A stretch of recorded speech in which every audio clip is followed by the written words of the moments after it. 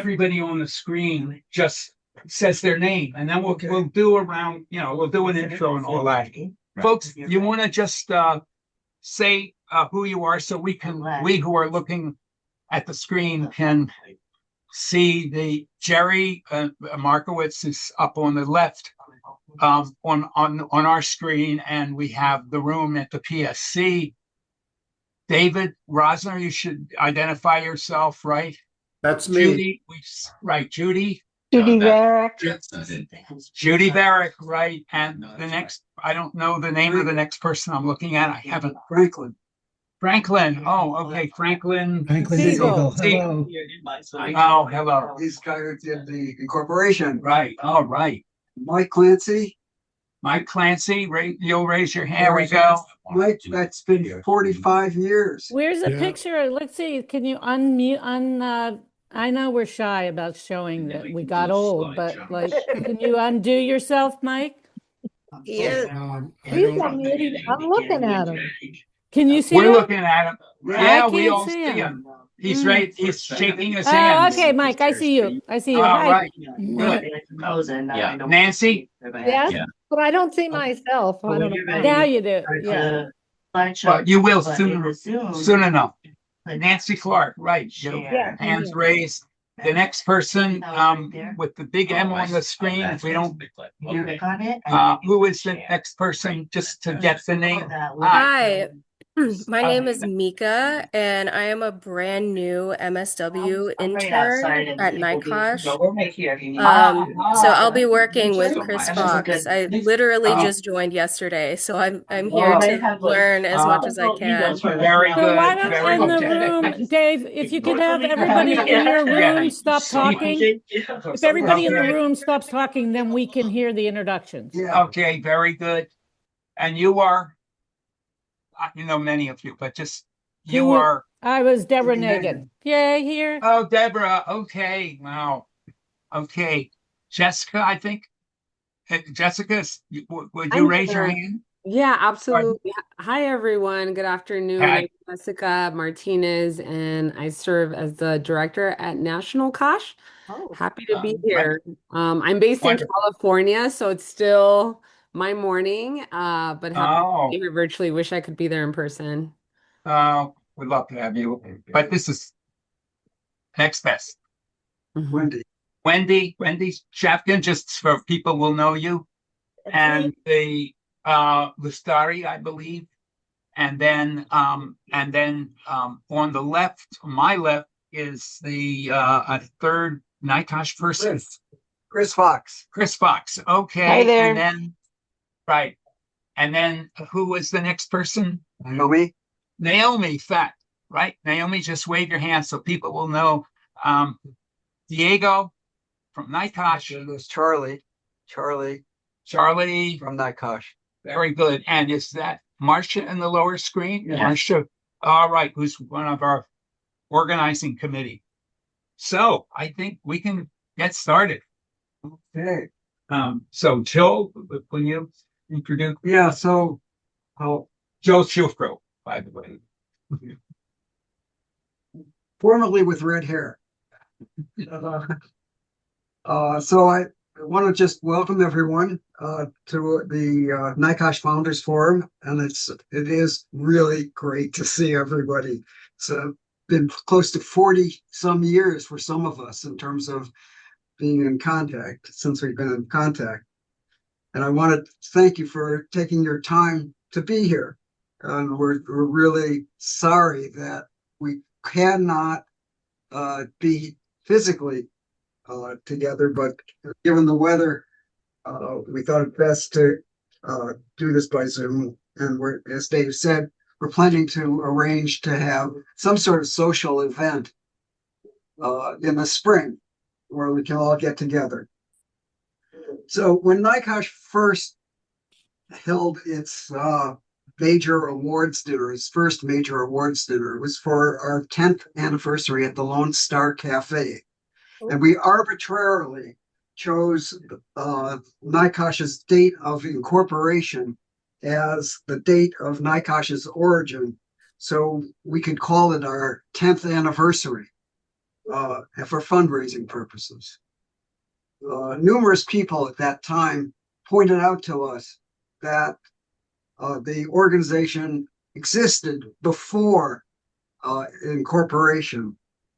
And while the criticism was correct, NYCOSH was cash starved and chose opportunistically to use the anniversary as a fundraising tool. So I've, in the last year, been going through the NYCOSH papers at the Tamman Library and have been nothing but impressed with the level of activity of the people who came together to found NYCOSH. There were 6 to 8 functioning NYCOSH committees, staffed by volunteers, doing incredible, groundbreaking work. And this discussion is important about our history at a time when the Trump administration is not only attempting to roll back the gains we fought for, but is attempting to erase our history of struggle. It's important for us to try and capture and preserve it. We're joined today by David Rosner and Jerry Markowitz, 2 leading historians in the field of occupational, environmental, and public health, who will moderate the discussion. David is the Ronald H. Lauderstein Professor of Socio-Medical Science and Professor of History at Graduate School of Arts and Sciences at Columbia University. And Jerry is a Distinguished Professor of History at John Jay College in CUNY. Together, they have written many seminal works, which I know all of us are familiar with, but most recently, they wrote Building the Worlds That Kill Us, Disease, Death, and Inequality in American History, which was awarded the 2025 Columbia University Distinguished Book Award and has been listed in the Smithsonian Magazine's Best Books of 2024. And having read the book in our book group, we can attest that it's worth reading. Wow. Go out and buy it. We are honored that they have consented to moderate this discussion, and 2 more appropriate moderators for this discussion we could not find. I want to thank the Professional Staff Congress for making their facility and staff available and providing the Zoom connection. And I also want to acknowledge the work of Marcia Love and Dave Kudelchuk, without whom this event would not have occurred. So let me just also say that we are joined by members of NYCOSH's current staff, and Jessica Martinez, the Executive Director of the National COSH. We do ask one favor, that you fill out and return the waiver form we sent you, and we'll send you again. We must have all of your signatures for the recording of this conversation to place it in the COSH archives at the Kiel Center of Cornell University. So, Joel, I don't know if you saw Franklin's email, but did you push the record button? Because right now, that like that's the detail up in the right corner of my screen. It shows that it's yeah, okay. I think it is recorded. Okay. Joel, Yes, it is being recorded. We were told that it was recording, so I think it is. Yeah. It is. It is. It is. Joel, Okay, good. There were some people who are concerned that you're camera shy, though. what? You're camera shy. You don't have your video turned on. Yes. Why don't you move up? Actually, the problem is that you have to make sure that you're not on gallery. But even then, it's very hard to see the speakers because you're together in one room. Can you move the screen closer, the computer screen? No, we can't move the screen. It's wall mounted. But we can go from gallery to individual and have the screen light up for those who are. But you know what? As long as we're in this room, we can't change it. Let me move up. And Jerry, I don't know if you can I can move up a little. Okay.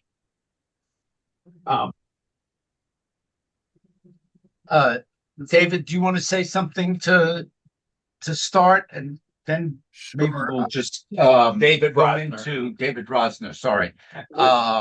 Go into each of you giving a 2-minute summary, and I'll just review that what we'll ask you to do for those 2 minutes in just a second.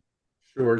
Just it is a real honor to be here, and it's a really honor to be asked to moderate. I'm not going to do very much, and I don't know how much Jerry is doing. We're really here to hear you guys. I'm looking over the people on the screen, and you're all legends. I don't know if you know that, but for historians, you're legendary. And I hope it doesn't mean that I mean you're like all in the past, but you mean something to us. And so I want to just thank you for doing this and for having us participate. We are humbled by this. So I don't know, Jerry, you want to start with questions? Just David speaks for me, and we'll just dive right in because you're the people we want to hear from. We're going to ask each of you, and to make it easier, I think I'll just call on people to talk about for 2 minutes your participation in the early days of NYCOSH and what you are doing now.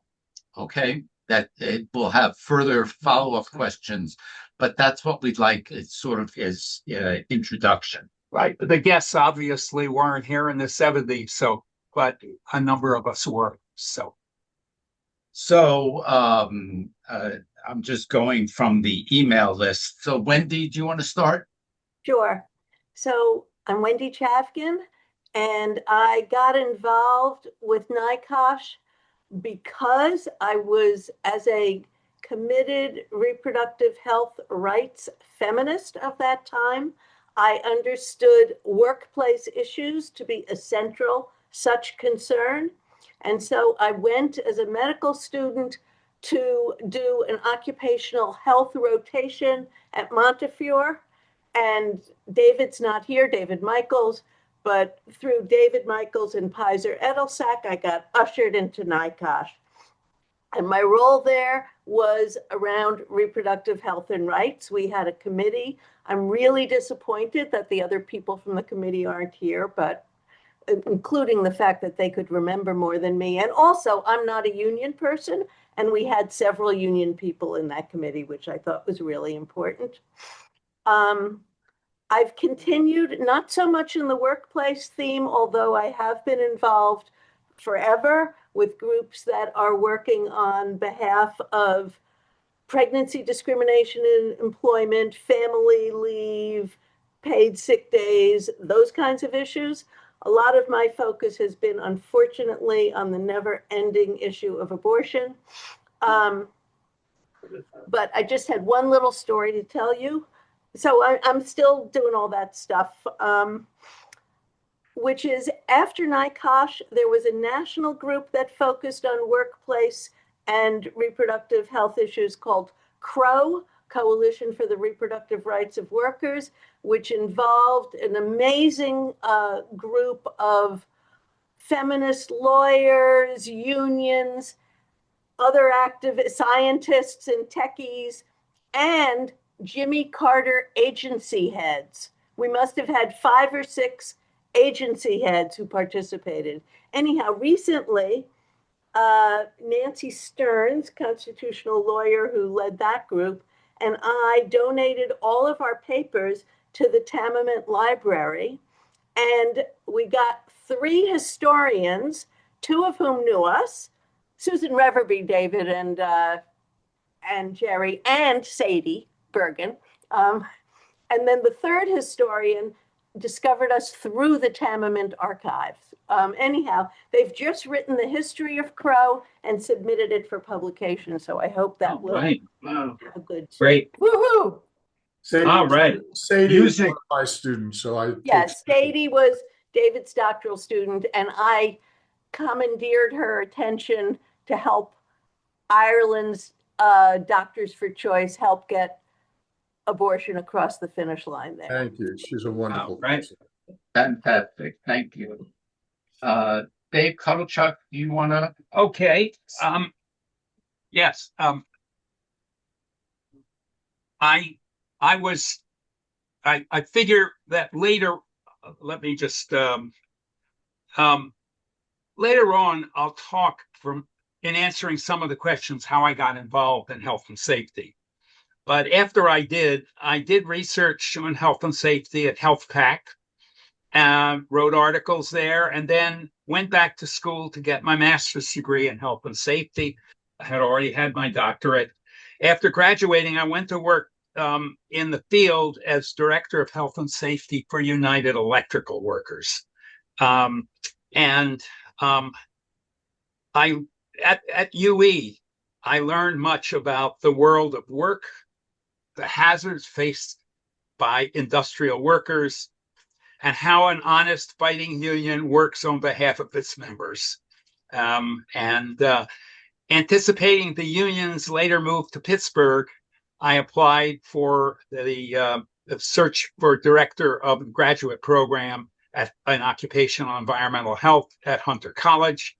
I was hired. I remained with the program for the next 22 years, and I retired in 2006. Nancy was, of course, a teacher in that program also, and a number of you are guest lecturers. I always appreciate it. Just let me say a word today about today's forum. I left New York City in August 78 to go back to school to get my master's in health and safety. And then immediately after I finished there, I went to work for UE, and that was a full-time job. So I really didn't participate in the late 70s and early 80s in NYCOSH activities. When I left UE, no longer working full-time for the union, I threw myself back into NYCOSH and was on the board for a couple of decades. So here we are. So I'm delighted that we're having this get together now and recording some of the things that all of us did, all of us here, to help NYCOSH get started and grow into a vibrant organization, which is still doing good work in health and safety. So thanks. Dave, can I ask a quick question? Sure. I've never quite gotten this straight. I mean, you have your PhD in physics, is that correct? Right? High energy physics, that's right. And I worked at Vanderbilt. Yeah. What made you make that transition? How did that happen? Well, I went to Vanderbilt I came in 1962. I got into good trouble there. I not only worked in the physics department and I published something, but getting into John Lewis was still there, so I worked with him, and I worked with SNCC, and I got in trouble, and I held my job, but over time it was really. I mean, this gets into a story, so I don't know. Suffice it to say, working with civil rights, things could blow up in the paper. There all kinds of hell could break loose. And on the other hand, I was sitting with my little white coat and working in the lab in physics. And it was a psychological disjuncture.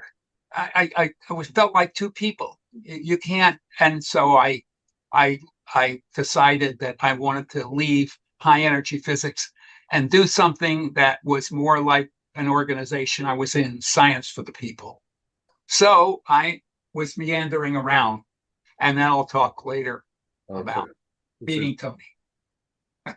Marcia. Hi, everybody. Hey. I want to honor the 2-minute warning here, so I'm going to read. Sorry. Okay. when NYCOSH was forming in the mid 70s, I was actually working as a clerical worker in the book publishing industry. I was a SALT in a District 65 union organizing drive. So I wasn't actually focusing on health and safety then. But then in the late 70s, OSHA, I want to give a shout out to OSHA under Eula Bingham. The New Direction Grants program made it possible for organized labor to build a health and safety infrastructure to serve their members. District Council 37, AFSCME, was one of the recipients of those grants. And then later, the New York State Department of Labor established a similar program, and CWA District 1 took advantage of that opportunity. I worked for both of those unions, and I learned everything I know about health and safety and about curriculum development and teaching on the job. But I realized that I was not prepared to serve a rapidly growing, huge sector of the workforce, immigrant workers. So after I left CWA, I went back to school, like Dave went back to school, and I got a master's degree in teaching ESL. My thesis was a worker health and safety curriculum for ESL teachers using a popular education approach, which many of us in health and safety were finally learning about. And we had retreats at Highlander Center about that. Anyway, I'm raising this because NYCOSH published my thesis, which looked like a beautiful curriculum with pictures, yay, photos, yay, not a lot of words. And we put it to use with ESL teachers in the city. So I went on and did a lot of ESL teaching at night in a community outreach program at the City University in New York, and did consulting work on health and safety for workforce development organizations during the day. Those of you in New York will know it was the Consortium for Worker Education. I did a lot of projects with them, including for TWU, Local 1. Later, I moved to Chicago and worked at the University of Illinois School of Public Health at their NIOSH-funded Education and Research Center. For those who don't know, 17 schools of public health have these ERCs, which were funded until the Trump administration smashed everything. Early on, Chicago had become a hub of worker centers. I worked with 9 of them to train their staff on health and safety basics, file OSHA complaints, and helped on lobbying for legislation for temp worker rights and domestic worker rights. I also did some research projects with SEIU home care workers on ergonomics, and worked with their members on education projects on stress, infectious diseases, workplace violence. Fast forward, I retired and moved back to the East Coast. And these days, I'm one of the COSH advisors working on the project to archive the health and safety movement. Great. All right. Fantastic. Okay. Thank you. Dave Michaels, do you want to go next? And we're just talking, just introducing yourself and talking about how you came to work with NYCOSH. Certainly, and first, it's nice to see everybody. Dave, can you speak up, David? It's hard to hear you. Let me see what I can do here in terms of my microphone.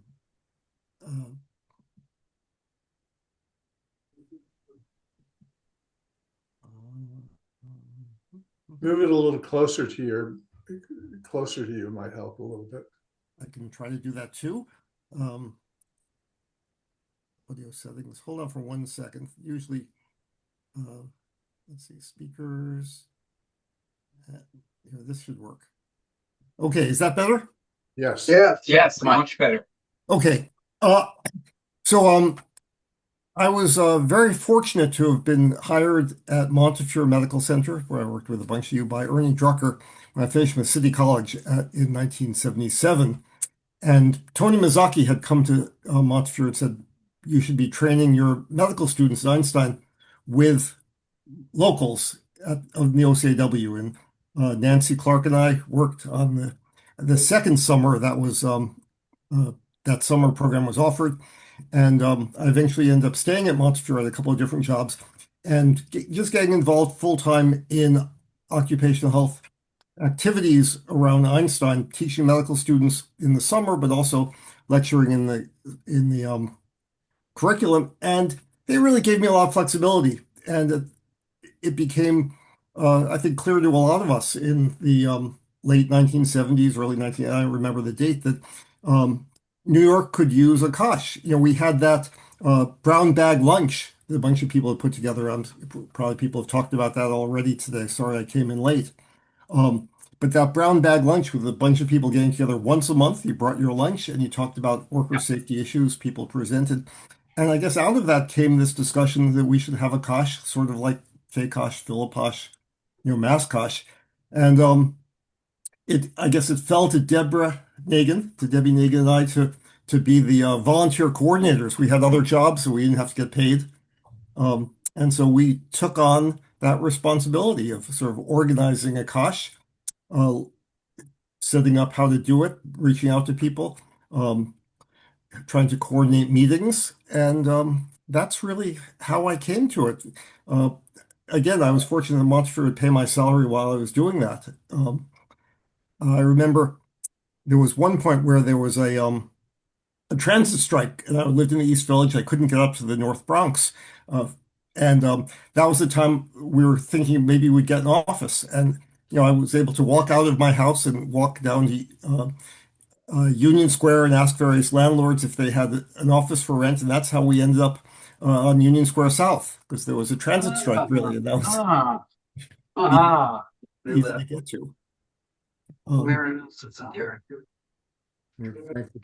Thanks very much, David. And it's a good transition. Deborah, could you go next? Sure. So I, as David said, we worked as co-coordinators in the early stages of NYCOSH.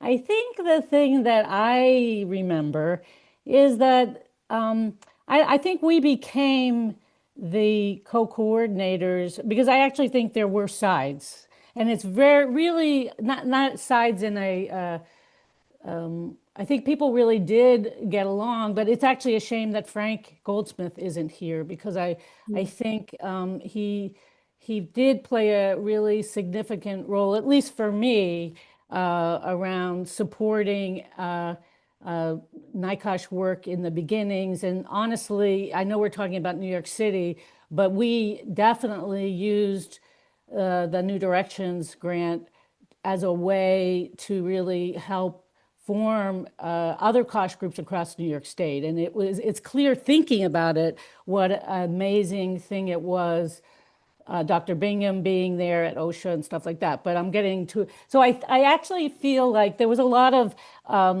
David was a young guy. I was totally inexperienced person who was, came out of, my background was in labor relations from Penn State, but I worked for Frank first as a secretary, and then he made me go to graduate school. But I think there were sort of sides. There was Dave Cuddlechuck and Pizer, and I think then there was Frank. There were the sides thinking that this would be a really good thing to do, and we were the two candidates that could work together and get along, and we were supported. So I do think there's a history that you could get from those guys who had a lot more experience than we did, actually.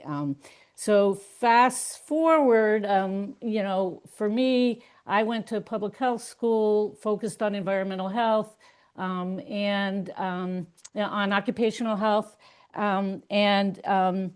Then at a certain point pivoted to pediatric environmental health. I was at the health department running the New York City Health Department running the lead poisoning prevention healthy homes program.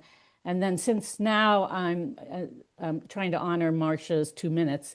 Now I work with, there's a network of pediatric environmental health clinics across New York State. So I still work in that area. But I do think, as I said, it's a shame that Frank isn't here. But I think those early days of the brown bag lunches were the sort of the they provided an opportunity bringing activists, health people together, union members together who were interested and active and things like that to think about this. And that was the place, I think, where we did think about the creation of NYCOSH and eventually kind of what we wanted it to look like. There was a lot of education going on, but it was also the place where we thought about who should be on it, and then there was a lot of amazing support from institutions like Cornell and in some ways Montefiore to really allow us to work while we were doing work, but we were also working on creating NYCOSH and using it as a way to build that organization. So that's it. I won't say more. We'll have other. Yes, thank you. Naomi, want to go next? If I turn on my mic, yeah. This is fascinating because I didn't come in at the very beginning. And it's interesting to hear, among other things, the number of people who came out of basically the women's health efforts, because that's where I came from. I was a feminist rabble-rouser around abortion issues and was part of a group that only decided things by consensus, all 40 women who didn't know anything about health. And we ran an abortion service that, so it was like, I mean, what I knew about medicine and health came out of our bodies ourselves, to tell you the truth. Later on, I worked at a place called Health Right, and which was a women's group that coordinated information about women's health to about 300 organizations around the country, who were working on women's health issues or organizing around it or advocating or whatever. I had no union experience, though I remember my grandfather only smoked, I think it was Lucky Strikes, because there was a union there and there wasn't one at, I don't know, whatever was the other popular brand. But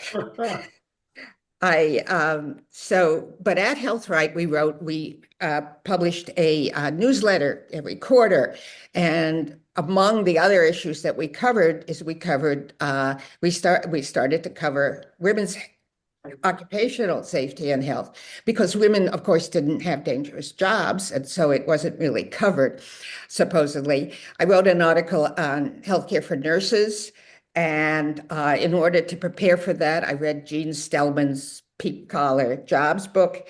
And subsequently, she asked me if I would help her set up the Women's Occupational Health Resource Center, where I worked for about a year. But so here I came in. I had never belonged to a union. I didn't know anything really very much about health. And the thing I remember about NYCOSH, which, by the way, Jean told me, go to a NYCOSH meeting. So I went to a NYCOSH meeting. I think I brought my lunch. Anyhow, there I was. Suddenly I realized I could save my ass because all of these people knew so much. And it was, in fact, very welcoming. And subsequently, when Deborah was responsible for granting health and safety grants, and District 65 UAW got one, they hired me, which was also amazing because District 65 UAW, it's now UAW. It wasn't that, it was just District 65, actually Distributive Workers of America. But in any case, they had 1/3 of its members were in warehouses, 1/3 were in factories, and 1/3 were in white collar jobs in offices. They were about half women. Oops. Oh, no. Blocked. Froze. People of color. It was about a half people of color. Anyhow, so there I was, and they did. Oh, They're freezing. What to do about that? No, it'll unfreeze. Hopefully it'll unfreeze in a moment. as it And of did course, I knew before. nothing about any of it. I Hey, did know, Naomi, yeah. Naomi, just go back a little bit because you froze and we missed the last 30 seconds, 45 seconds. What did I say last? I can't remember. You're working for District 65. Yes. Okay, I worked for District 65 for 7 years. And it was, the Koshes were just so important to me. And in fact, I remember so many of you fondly. The David Michaels and I, who sort of have remained at least acquaintances, even though we never get to see each other. Same thing for Deborah. You know, Pizer Edelsack, I always said David Michaels had the first name and Pizer Edelsack had the last names. And that was how I remembered it. In any case, so I I'm sorry, I got interrupted by it's a wonderful thing when you live in a family and you always have 3 people on a telephone. In any case, so I think of all my jobs, and I had many different kinds of jobs. My work with District 65. I'm not sure I did particularly good work there or very helpful work, but that was my favorite job. And I worked for 45 years in not-for-profit. I then did go on to do everything from a syringe exchange for drug users to training. My last job was my only job in academia. I never went back to school. I knew I wasn't after college. I knew I didn't never wanted to go back to school. So it was all like Wendy said, I think, you know, the seat of your pants, but what a pair of pants NYCOSH gave you. That's all I can say. Franklin, want to go next? Well, I'm sort of an interloper on all of this stuff. I'm not a founder and I'm not really a NYCOSH person. Toby Bergman asked me to incorporate NYCOSH when it realized it was going to exist and survive. I had met Toby through Puerto Rico Solidarity work. I'd been one of the founders of the National Lawyers Guild's Puerto Rico Legal Project. And I got to meet in this initial phase in mid-1979 as NYCOSH, as a lot of movement organizations at the time realized, oh my gosh, we exist, we have to do something about it. Mid-1979, I was asked to incorporate NYCOSH as a not-for-profit corporation and then get tax exemption. And through that process, the initial people I met were, of course, Toby, Deborah Nagin, who, you know, before there was an office, I used to think of NYCOSH lived in Deborah Nagin's desk drawer, and David. And I was totally fetched with NYCOSH. My primary work for NYCOSH was helping to clean up after the annual Valentine's Day dance at the Newspaper Workers Union. That was my NYCOSH work. Right. But sort of pulling back to a wider perspective of what was going on there in the 1980s. What I found really amazing about NYCOSH was this was a whole bunch of social justice activists who were making inroads into, let's say, ossified unions and the union movement through safety and health work. And that became the wedge for incubating people who became important workers' rights leaders in our city. And pulling back further and seeing the KOSH movements across the country, that this was happening broadly. So it's kind of a great honor to, you know, have been involved into this work. I will always fondly remember visiting when Joel came on board, visiting Joel in the torture chamber with no windows at 32 Union Square West. Joel, am I remembering that it was painted public school pink with fluorescent lights? Definitely it was horrible. I mean, this would be, you know, a hostile work environment in our 21st century lexicon. But anyway, I'm honored to know you all and to see you all. All right, great. Joel, did you want to add anything to what you said in your introduction? Well, just to say, I got involved. I was at Empire. I came to New York in 1972 to teach at the new branch of the State University, the Labor College. I taught labor history, and in that process, it was a one-on-one. They didn't have classes and one-on-one. There were two people who I met who changed my life. One was Eric Fruman, who was supposed to be on today, and we used to meet over coffee, and he really taught me about workplace safety and health. And here I was supposed to be teaching him about labor history. I learned about workplace safety and health from Eric, and caught his passion about it. And the other was Eddie Ott, who was also in my class. And again, he just so happened to be dating at that point Debbie, and where we got to know each other. And so that's how between Eric and Debbie, essentially, I became familiar with workplace safety and health issues.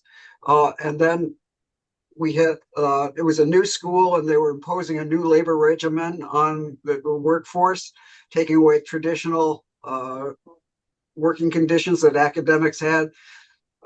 And 14 out of 18 union officers over 3 or 4 years got fired. I was one of them. I was president of the local, and lasted for a year before I got fired. And I was looking for what I wanted to do, and I knew that I wanted to continue teaching workers. And I picked up the passion both of Debbie and Eric about the issue, and I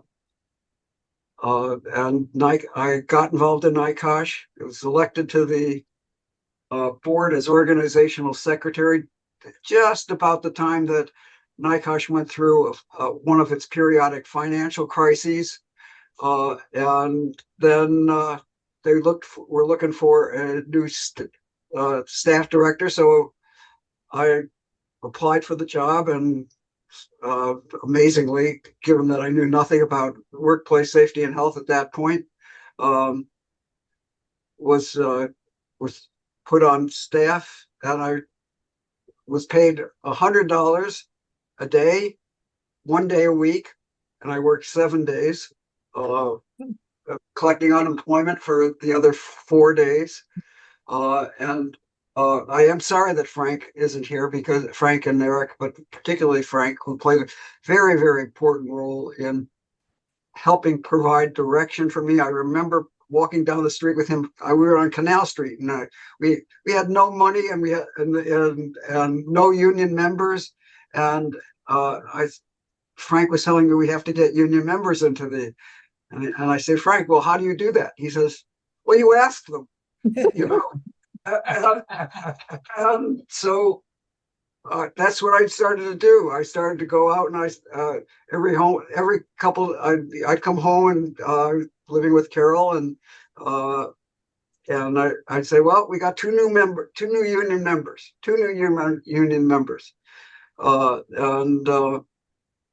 so we went from no union. In fact, we were turned down by United Way for funding, because they thought NYCOSH didn't have the financial wherewithal to make it through the year. And so there's another story associated with that. But so that's how I got involved. And needless to say, became a passion. Thank you. Nancy? Oh, hi, everybody. I'm Nancy Clark, and I'm an industrial hygienist by training, and I've worked in occupational and environmental public health for, I don't know, 35 or more years. I started out like many of us on this call, I was an activist during the anti-war and student movement. And when those kind of collapsed, you start looking, well, geez, what am I going to do with my life? And I read a book. I read a muckraker's book. Rachel Scott wrote a book called Muscle and Blood. David, you must know that, and maybe others of you. She interviewed the 4 workers and like dug deep into how they had been injured or sickened on the job. And I said, whoa, bingo, that's a job for me because I'm from a working family. My mother had recently been burned in an explosion in her candle factory. My brother-in-law was crippled or hobbled on a construction site. So the local area OSHA office sent me over to NYU, to the Center for Safety. They were funded by NIOSH to train professionals in implementing the new OSHA Act. This was like 1976. But the good news, when I landed there, Ellie Angler was my classmate, and she said, "Oh, you've got to come to our brown bag lunches," because she was friends and colleagues in some way with Frank Goldsmith. And you can't overstate Frank's role in that early day, both, lending Deborah to the movement and we talked about Nick Ashford's book, Crisis in the Workplace. Oh, yeah. Had done for the Ford Foundation. So those were really those were where a lot of our ideas and kind of opening our minds to all this. So and thank you for mentioning New Directions. What would we have ever done without Tony Mazzocchi and Eula Bingham? I went to work for Chemical Workers Union in Akron, Ohio for more than a year as an IH. Ohio is a tough place to live. And then came back to New York and worked for the ILG. Both of those jobs were funded by New Directions. And they were great jobs. And in that time, even when I was in Ohio, because by then Toby somehow landed as that early director of NYCOSH. I don't know if it was a working with somehow, them. but Huh? okay. It wasn't really a somehow, but okay. Well, anyways, it happened. And then when I left those jobs, I did a lot of New York State work with a lot, especially with iron workers, painters. I do a lot with the construction trades. I went to work for Mount Sinai, doing research on lead and silica in construction. Taught at Hunter with David and did some other worker training types, and then landed at the New York City Health Department where I worked with Deb and other folks. And there I oversaw the Bureau for Environmental Disease and Injury Prevention. And that's kind of and then I retired about 10 years ago. But I think one thing everybody here that either was here or wasn't there, those early days of NYCOSH, you just have to know how much fun they were. Like the Franklin, of course someone had to clean up after that Valentine's Day party and all of the other parties that we had. We just had a tremendous amount of fun. Whatever it was that mix of people. The VDT committee, and Michael's on, so I think he and Marsha are the only people really that were greatly involved with that. And we just had a great time we just had a great fun time doing this work together. So that's it for me. Great. Thank you. Michael, want to go next? One housekeeping question about the release form. Can I scan it and email it?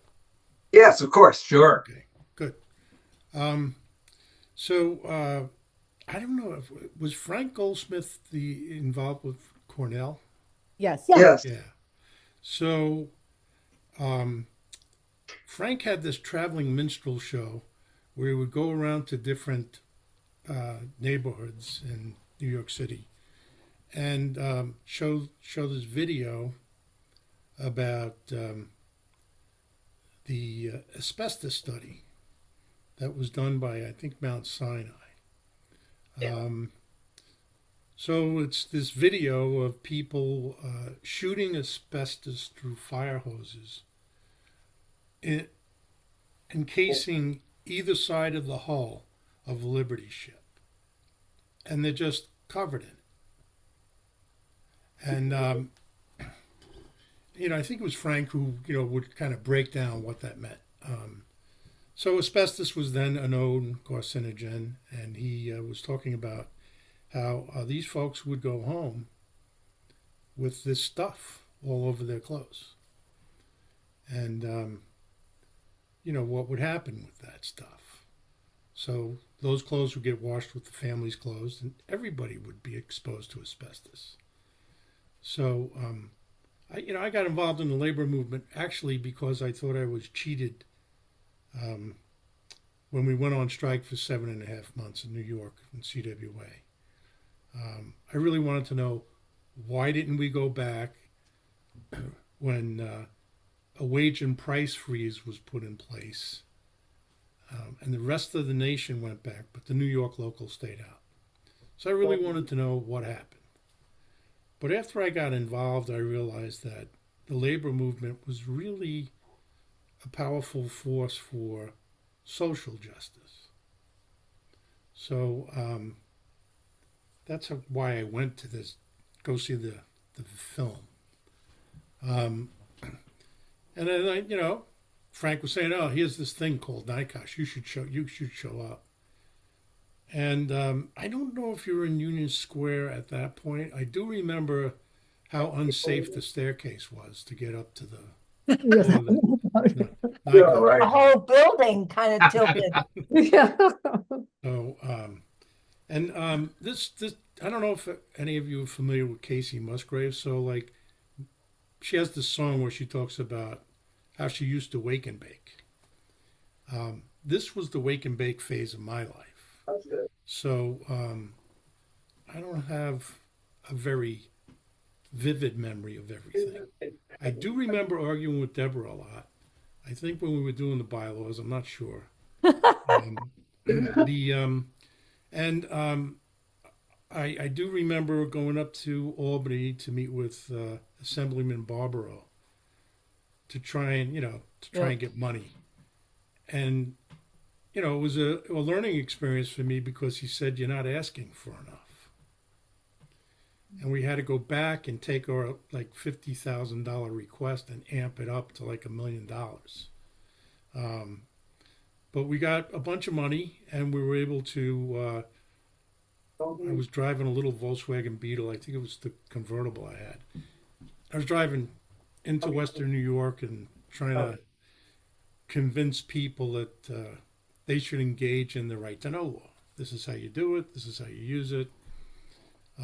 So I got experience in public speaking. I remember some of the parties. I do remember speaking at 1199, and I wore a 3-piece suit. Someone told me to get dressed up. So I had this stupid 3-piece suit on. It was really hot. So as I was speaking, I started stripping. And I don't know if that got any members, but it was just too damn hot. But as Nancy said, it was a lot of fun. It was very energizing. I got involved with the Central Labor Council, met Harry Van Arsdale Jr., who's legend, and tried to get involved in an effort to organize retired people to protest Reagan and his policies. Unfortunately, I ran for Secretary-Treasurer of the local. I was in Local 1106 of CWA, lost the election. They told me I could continue with my safety and health work, but I would have to commit to never run again for election. Which would be like being a Republican in Congress now. So I declined. But all of what I learned in my involvement in NYCOSH, organizational development, how to speak to people, how to persuade people. I was with Joel. We went out to the TWU, I think. They were out in Garden City. Joel's telling all the great things that NYCOSH could do. And I was just watching this dais of, someone mentioned the word ossified before. old dudes like falling asleep. And I used Frank's message about the asbestos, and I asked them if they understood what Joel was explaining to them. Oh yeah, we got it. I said, I don't think you really got it. So when you're on the work crew and you're spraying Agent Orange on the right of way on Long Island Railroad, and the wind blows you away and it gets all over your clothes, I'm sure they have a shower at the depot in Long Island Railroad, right? And you can change your clothes, and they have a washing machine, and you can put your clothes in the washing machine. And they're all looking at one another. I said, and they said, no, that's not so. I said, well, who washes those clothes? And the light went on. I don't know if they signed up that day, Joel, but their light went on. So I learned a lot about how to public speak, how to organize, and how to be collaborative. I have mad respect for all of you who stayed in the game, because I didn't. I went into management, and I spent a 51-year career in telecom. I worked for the phone company, of course, until 98 when they didn't want me anymore. And I ended up taking a weekend off and going to work for a startup. And then in 2007, they started doing things that were evidence of putting lipstick on a pig and putting it up a balance sheet. And there was no LinkedIn then, so I just sent out an email to people I knew saying I was in play, and I ended up going to Comcast. And that ended in 2021. So I had a good career, and a lot of it, the basis of it was NYCOSH. And Joel, I graduated from Empire State University in 1995. All right. Thank you. Right. So, Judy? Hi, I came to this from a very different place. I was a union official. I had been an organizer. I'd been a lab tech before I was an organizer. And one of my jobs was to run professional committees for the professions in 1199. And in the lab committee, we had some casual discussions where people would talk about people coming down with hepatitis who worked in the lab. And after a few months, we met once a month, and after a few months of that, we realized that there were patterns, that there were some hospitals where people got hepatitis and other hospitals where people didn't get hepatitis, and some different labs in different hospitals. And we decided to do a survey to figure out what went on in each laboratory to see why in some places there was hepatitis, in some places there wasn't. And at Cornell, people recommended to me that I ask Gene Stellman to help us so that we could do a more scientific study. And we did a study, and we were able to identify patterns in hospitals where hepatitis was spread. I was a microbiologist, and so I thought anybody who got hepatitis was a bad technician, because if I got hepatitis from a sample, I would have contaminated my sample. And so I didn't do that. But the people in hematology and other labs did not have the microbiology training. And we then were able to do training. And when Carter was elected, we got an OSHA grant to do occupational safety and health for hospital and nursing home workers all around the country, because at that time it was the first time we were going to merge with the service employees when it didn't happen. And I left the union when the leadership of the union changed. I mean, I was an officer and the union's lobbyist, and I did not get along with Doris Turner when she was elected. And left the union and went into government and worked first for New York State, then New York City, and then the federal government. and I've been retired for 20 years. So I'm really doing nothing. Except for baking tarts. Right, except for making tarts, yes. Right. I've actually been writing a cookbook for 10 of the 20 years I've been retired. Make sure you tell us about it when it's finished. So maybe that's a good transition to you all talking about what you believe NYCOSH accomplished, sorry, in its early years, and what were some key events and or activities that you were involved in. And Michael and Nancy talked about the spirit of the early years of NYCOSH. Maybe talk about that as well. Can I just say one thing before we Sure. get to that section? I feel like the one, I'm listening to the one thing we haven't just, it should be in the record, kind of, to so to speak, is certainly Mount Sinai was mentioned, but how important Mount Sinai was, and especially Steve Levin, who isn't here, who passed away, was also a really vital part of the early times. He created a place at Sinai for that kind of expertise, and Phil Landrigan as well. But we didn't really mention that, and I think sort of when you're putting together all the pieces and some of the unions that were so supportive, that all that stuff should be in this, sort of added to the mix, because it was pretty, I think, important to the founding of the organization.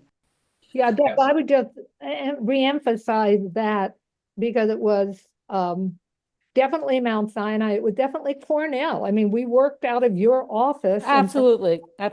And Lois Gray allowing that to all happen. It was Empire State College, and again, it was Frank lending that, and then Montefiore between Pizer. What would we have done without Pizer, Edelsack, and even the summer programs that we did out of that? Though maybe they weren't directly NYCOSH, all of those activities, but they directly influenced and built the summer programs led to putting that the AOC summer programs that Montefiore had led to literally putting students in unions to do projects, and those students really, we can count where they stayed in occupational health. They went to work for NYOSH. So there was sort of a brew of all these great things happening, to put that sort of really had, I think, long-lasting impact not only on creation of NYCOSH, but creating other activists who really did stay in the field. Right, in the larger field. A little bit, because I don't think it was quite so rosy when it came to women's issues. It's true. I'm not saying that, I mean, NYCOSH itself and Montefiore were completely supportive of the focus that I and others wanted to bring. But Tony Mazzocchi, of whom I respect in 40 million ways, was 100% dismissive when I brought it up to him. He later called me back after Willow Island, and when women were told they had to get sterilized. But his first response was no. Irving Selikoff, when I went to him, I was leaving an OBGYN residency and thinking about doing an occupational health residency. He said, this is not an occupational health issue. So I just think we need to understand things in their time, and we need to be a little complicated, which is not to detract from all of the importance and great stuff.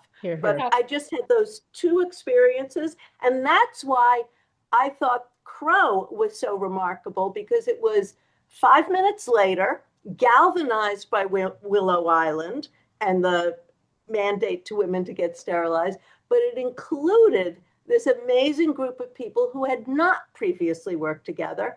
And the OCAW was really helpful and important in Crow, as were about half a dozen other unions. But anyhow, I'm in the interest of historical accuracy. I have to jump in here then too, because I didn't get a chance to say earlier about what inspired me to get involved in health and safety in the workplace in the first place. Some of you kind of already talked about that, but I have to do the flip side, Wendy, which is By all means. I would not be talking to any of you now if it weren't for Tony Mazzocchi. Yes. He played an incredibly important role in galvanizing health and safety activism in every way, shape, or form, with workers, with and building allies in all kinds of institutions. And I remember my first introduction was a meeting. I was working as a journalist also at Health Pack that Dave Kowalchuk mentioned earlier on. And I went to a session at the New York Academy of Sciences where Irving Selikoff was going to try to convince them about how important it was to focus on mesothelioma and asbestos-related diseases. And Tony brought to that meeting OCAW workers who not only talked about that, but talked about all kinds of chemical exposures that they had. And it was so incredible. It was like a thunderbolt went through my body. And from that moment, I realized this was something I wanted to do with my life, was to work in the labor movement and on health and safety. And I think that was the case for hundreds of us. I just want to be clear, Marcia. I honor Tony Mazzocchi. I know that he was fantastic. I know he did great stuff. And what happened, happened. Yeah. I get that. But I wanted to also put that in. Can I just pick up? Yeah. So I just wanted to pick up on your point, Wendy. What other blind spots were there either among the unions you work with or NYCOSH itself? Can I say something, by the way, about that? The thing that kept me in occupational safety and health, and the thing that was most powerful, was we're working with people who were doing, all sorts of work that you never maybe even knew about before. And the union, I know it was ossified, but the union, you walked into a union, at least in my union, and somebody always said, "Hello, sister."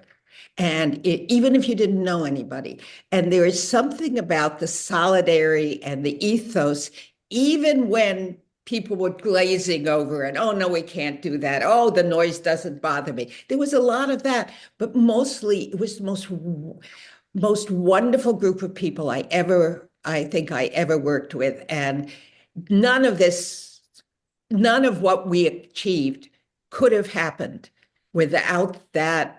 Not exactly esprit de corps, I wouldn't call it that, but this incredible value that you knew that they were facing every single day, and you met some of the most wonderful people. So that I just want us to make sure that anything that goes to Tamerman, make sure that we've centered the people who have to, on the ground, have done it, no matter what we were able to bring to it.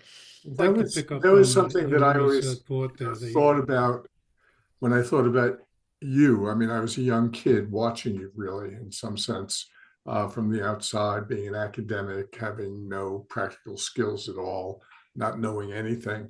And I always thought of you as kind of a community, as a community of people who really cared not only for each other, but really had a common set of values that came out of your own common histories and your own individual histories. It always struck me as kind of odd. There was this young, infant terrible. David Michaels, who suddenly wins these awards at the APHA, from my perspective, the most establishment of organizations, suddenly wins these awards for being the up and coming person. And suddenly he ends up kind of being pretty important. And I think a lot of you have become pretty important in your professional roles afterwards. I'm just wondering whether there's you know, how did you reconcile the kind of, your politics and the community that you had formed, that was in some sense still on the outside? It wasn't, you weren't part of the union movement in the formal sense, and suddenly becoming really important luminaries in your fields. I just wondered if you could ever reflect on your own personal journeys from the activism days and your continued activism to your professional successes. Yeah, David.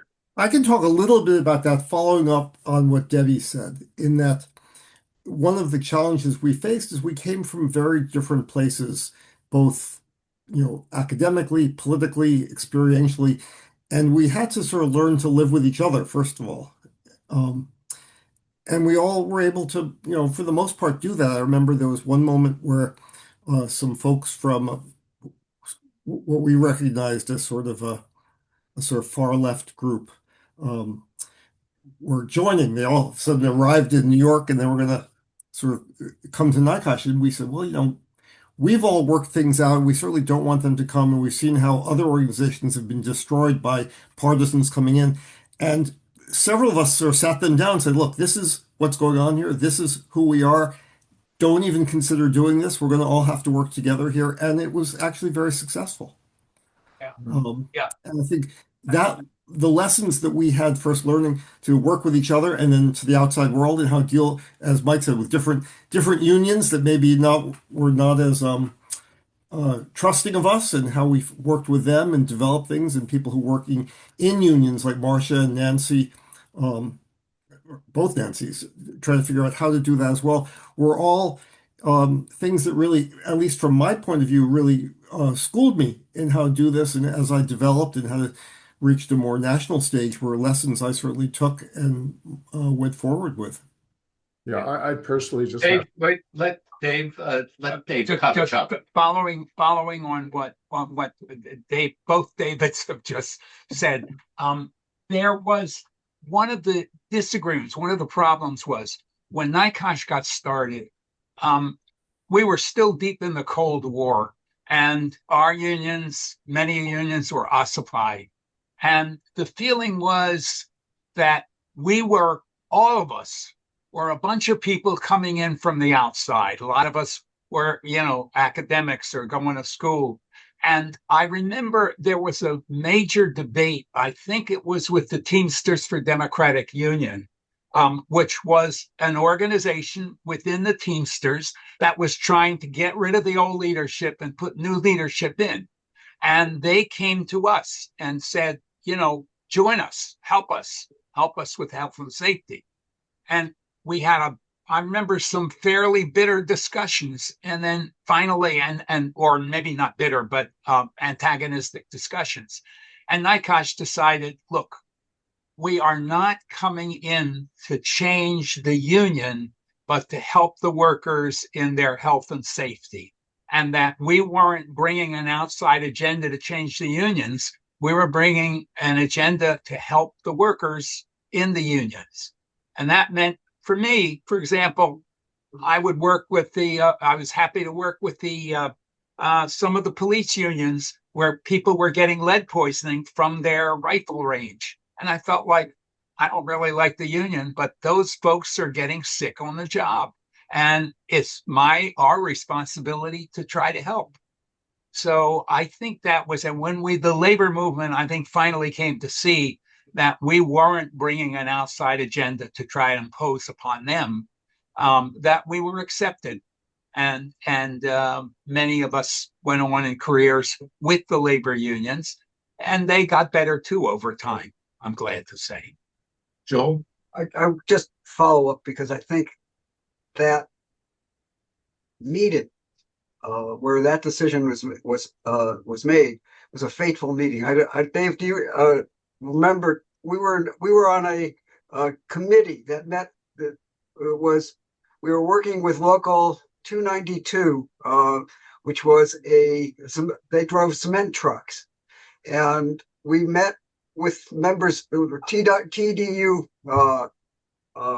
had a caucus within that local, which was totally mobbed up John Cody was the president of the local. He went to jail and so forth. And the meeting, I mean, we were there to talk about cement dust, and they were talking about how do you work inside a local where if you raised opposition, you're killed fundamentally.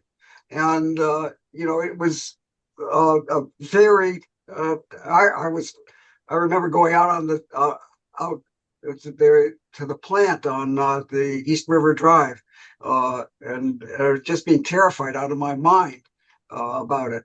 But when TDU then asked for a seat on the NYCOSH board, and we had a meeting. There were over 100 people there, and it was very close. In fact, they lost the vote because the 5 TDU members hadn't joined NYCOSH, and but the decision not to seat them became a principled position within NYCOSH. And interestingly enough, at that meeting was a guy by the name of Art Wilcox, who became chair of NYCOSH for many years, president of a local firefighters union in Newburgh, New York, who went on to become a high-ranking state AFL-CIO figure. And he came to me some years later. We became good friends, and we were talking about that meeting, and he said, had the vote gone the other way, had you recognized TDU and put them on the board, we would never have seen each other again. That was his first meeting, and it was instrumental but the decision to work through the organized leadership of the unions was a very fundamental decision that NYCOSH made and had impact on us for decades to come.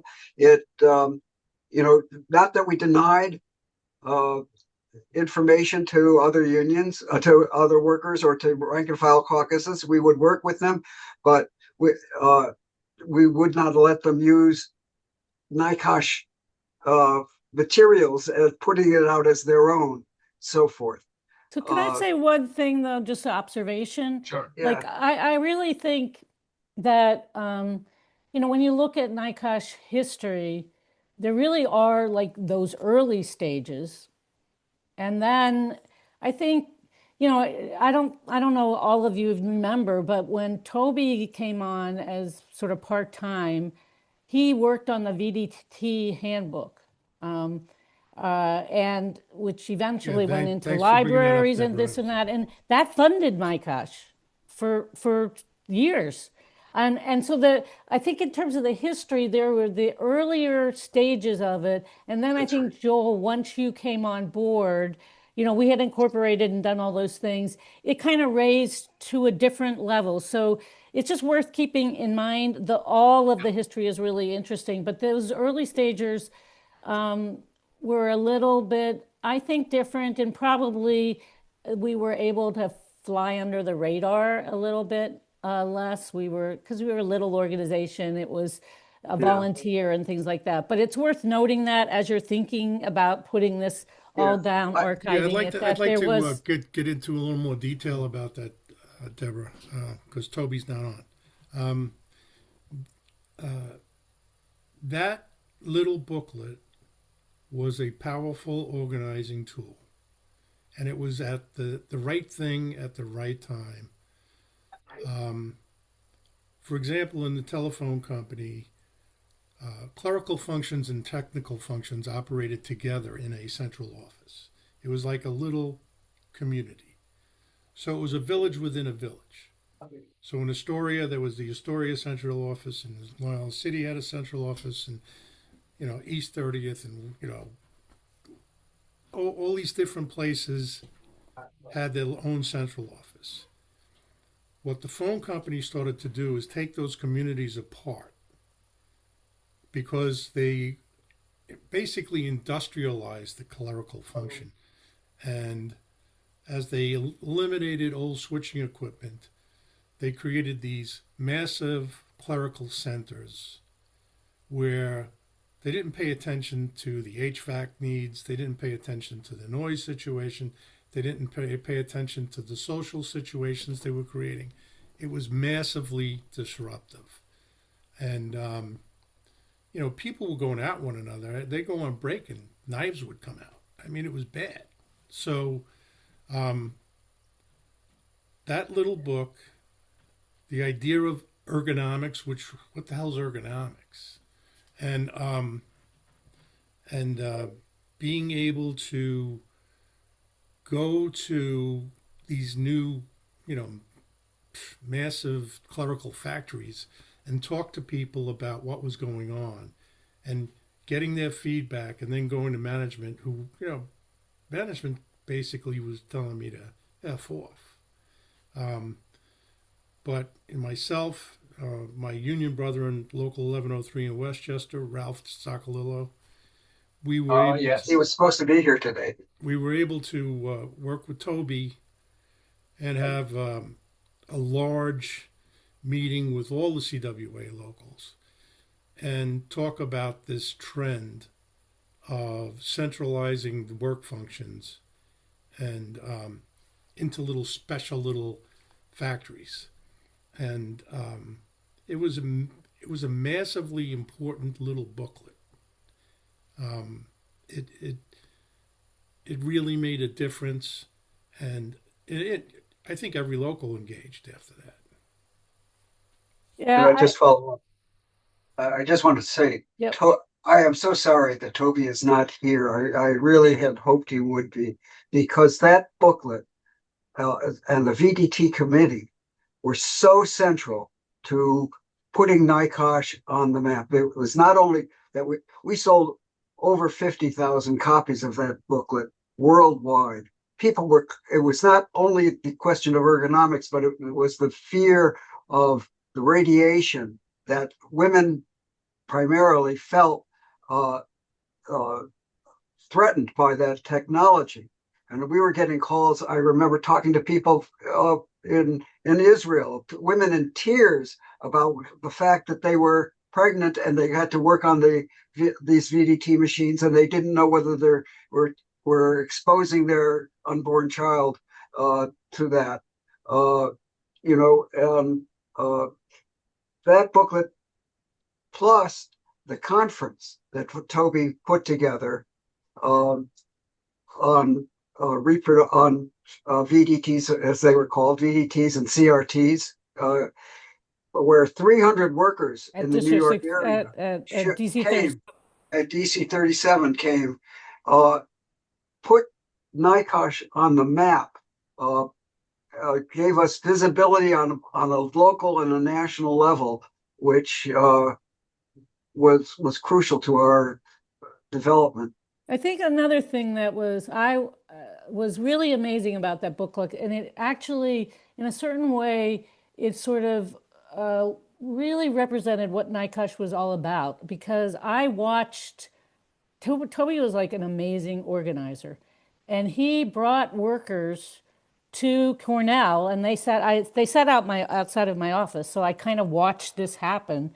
And there was Toby and all the work, some of the CWA workers that Mike had mentioned, along with other health people, I think from Sinai, and they wrote that booklet. It wasn't like a health, it was an amazing thing. It took about a year to write, and they were really involved in the process. So it was really, in a certain way, really showed what NYCOSH was really all about in the way that it was done, and that it really spoke to, like, workers were really at that table helping to write it. Toby was a really good writer and an amazing organizer, but it just was really kind of an interesting how a document can have more of a meaning than when just all the things that Joel talked about. Right. Maybe this is a moment. Marcia Love put together a slideshow of some of the early materials from about VDTs, and maybe this is a time, just half a dozen slides. Is that possible that we could do that now? Yes. Okay. So just to give you this, Joel has been diligently going to the Tamiment Library, and these are things that he found in the archives there. So this I just threw them together, whatever he gave me. And what's, Sorry, I'm having trouble finding where to share the screen. So Right at the bottom of the green tab. Share screen, yeah. Dave, There it is. It's on your. And you have to click that for multiple users.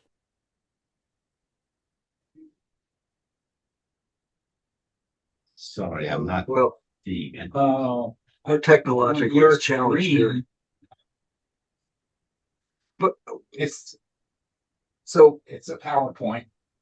Yeah, we're in the PowerPoint, but I'm not seeing share screen. Sorry. Right at the bottom of the screen, there's an arrow that says share. It's in green on mine anyway. Yeah, it's.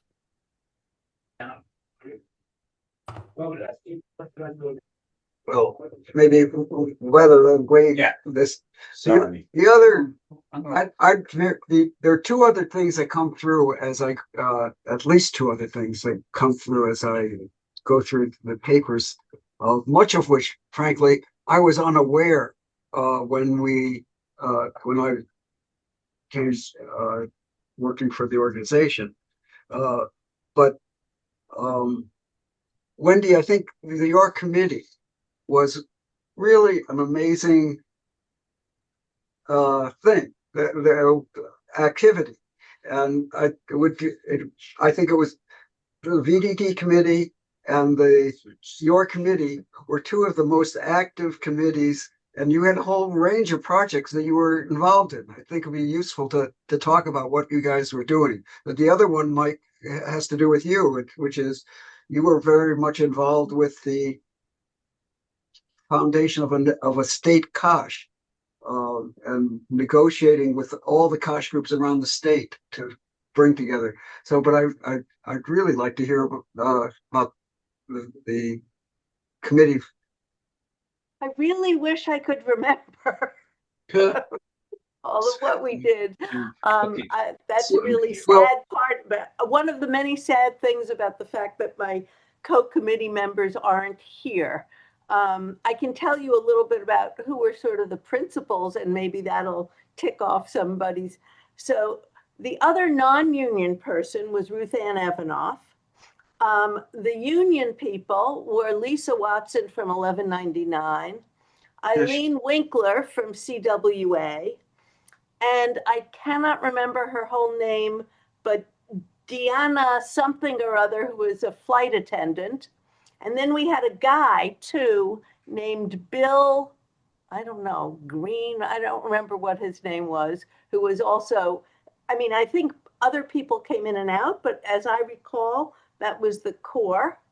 And I'm a little blurry, Joel, about what activities transpired through that committee and what were some of the things that I might have been doing alongside. Well, you came out, you had a curriculum that was that you developed. I also think you guys were involved in working with the ICWU plant up in Pearl River, which yes, that was a great project. So there was a chemical plant in Pearl River where women thought they were having miscarriages. And we tried to do a survey, and included in that effort, so we worked with the union leadership in that plant, who were terrific. The local union folks were fabulous. We worked with them, and together we designed a survey. And in order to get people to participate and to know about the issue, we also worked with a local theater group, a New York-based theater group, did a whole sort of guerrilla theater play. But now you're ready to show the early. But now see how that's what everyone is seeing. Okay, my apologies. We are now able to do it. Thank you. Do you want to Thank you. narrate, Joel? So that, I believe, is the first NYCOSH brochure. And in one of the brief moments that I talked to Toby, he said that he did the drawings on Indeed, that he did. brochure. Yes, he did. Yeah. So that was our first brochure. What year is that? That I don't, there's no date on it, but it's probably about 1978, 1979. That looks like 70s art to me. Yeah, probably earlier, a little earlier. And there's the program. Wait, Whoops. sorry, let me go back. Sure. Oh, good. You figured out how to go back. There we go. Yeah. There's the program For the for VDT. the VDT conference. Great. That was printed on the outside of the envelope, which contained all the material for the conference. And then this is the Newspaper Guild story 1980 of the conference. There were the guild, the Newspaper Guild, sent, I think, about 15 or 20 people from around the country to come to the conference. And there are letters from their director, whose name I'm blanking on, David Egan, I think it was, or somebody. Eisen, maybe? Eisen, yeah. And, he was just like so ecstatic about the importance of the conference and what happened at the conference. And so, and also about our booklet. I called the booklet "The Best Thing That Has Been Written About VDTs for Workers in the Country."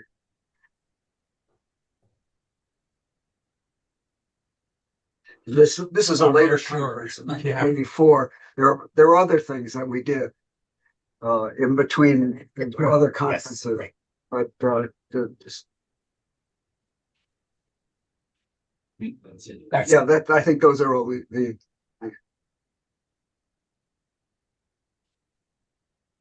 But anyway, going back, Wendy, I think. I remembered one more thing. We did a survey of women who worked during pregnancy, a totally non-representative sample, completely. We tried to get people from a bunch of diverse work sites. I don't even remember how we achieved our sample, but the main finding was that the worst thing about working during pregnancy was the subway. And one woman talked about passing out while she was waiting for a train. And she woke up, she said there was a doctor bending over her. She said, "I didn't need a doctor, I needed a seat." Anyhow, That's great. I don't know, Joel, can you help me out with more things? I'm sorry to be so aged in the neurons that I can't remember all this stuff. Well, oh no, it was just that and then it led to your book, which then I did a book called Double Exposure: Women's Health Hazards on the Job and at Home. And NYCOSH did a book launch for that. That's right. Which included Mac as a keynote speaker from OCAW. What's her full name? You guys know her. Acosta? Marge Acosta. Thank you. Yeah. And I was thinking that Andrea Rico's book on was really like a trigger. I remember us seeing it, Wendy, and saying, maybe we should do something like that here. And Andrea was out in California. Another unsung doctor in another unsung institution was the New York Medical Society on 103rd Street. Jackie Messite was the lone doctor in there who was trying to do occupational health, and she was completely supportive and welcoming of everything. Yes. So we did some events there, trying to get doctors to understand this as an issue as well. Yeah. Go ahead. In a sense, following up on the VDTs. I was away during that period, right? And then after I finished at UE, we had formed the health and health tech committee, which I worked with Mike McCann and a number of other people. I wouldn't be surprised, some of the folks here. Given it's 50 years ago, I don't remember a lot of detail, except going during those periods, going to school after school, well, both K through 12 and others, and talking about health and safety and doing intro things. And then when people got hired from the new directions, I was then teaching at Hunter, and I would invite the people who came on staff to say, come to my intro course in health and safety, be my guest, right? No grades, no official recognition, but trying to get to educate. And then going in different plants and factories that were still in New York then, and going around and taking doing a workplace health and safety survey. And so the tradition of the VDTs really started it off. And then for the next couple of decades, we had an active health and safety committee.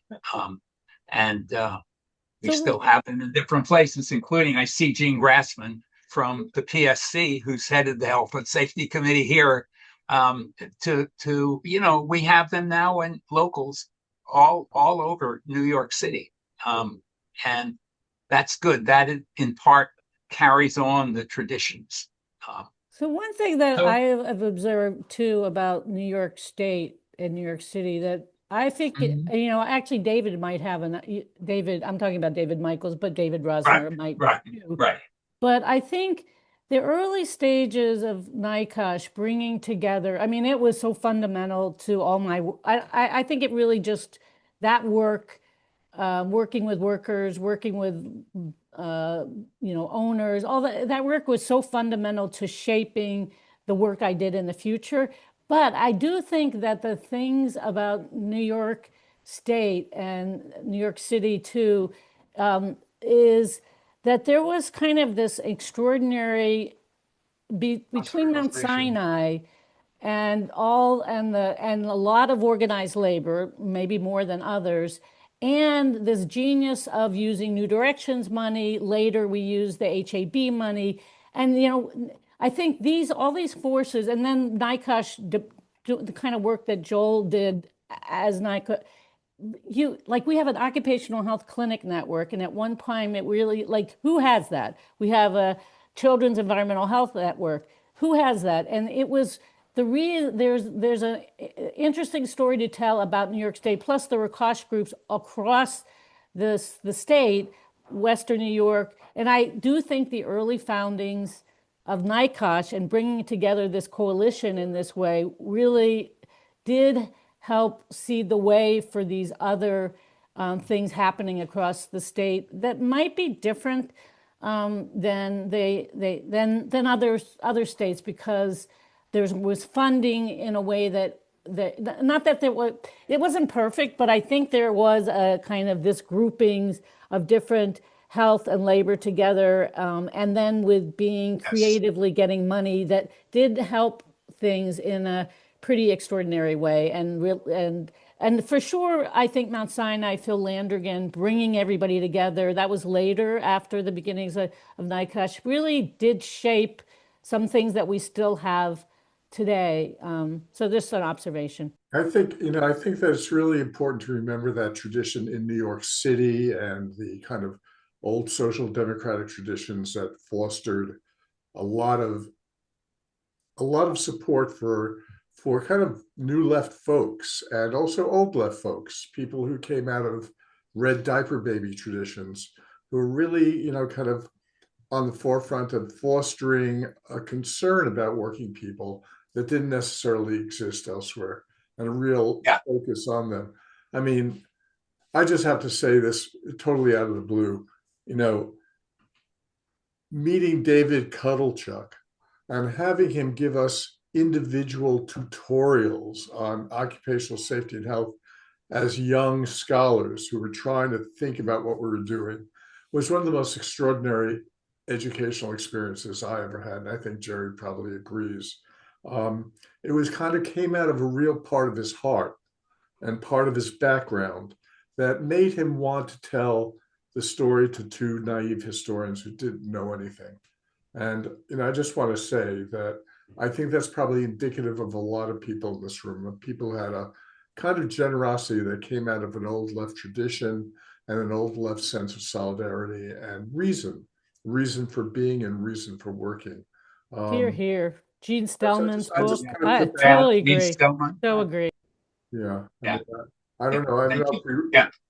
if we raised our hands right now, how many of us came out of real old left traditions that, Well, quite a few. Right. Absolutely. yeah. So I just want we had to, we by 50 years later, I mean, those traditions are part of our traditions. On the other hand, we lived in the world of today. And if we kept on those traditions only, right, we could not have done the work we did, that we developed also from